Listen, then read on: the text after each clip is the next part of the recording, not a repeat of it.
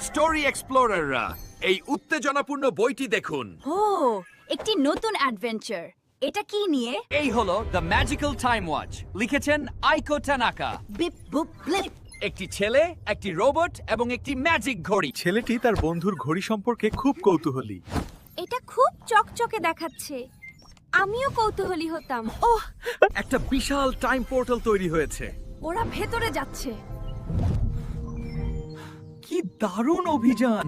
কিন্তু রোবটটা কোথায় গেল? আরেকটা সময়।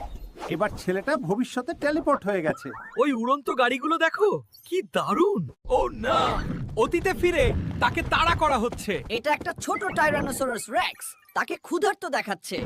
তার রোগ হুররে! বুদবুদ ডাইনোসরকে ভাসিয়ে দিয়েছে। সমস্যা সমাধানের কি চতুর এবং মৃদু উপায়। That was a great adventure.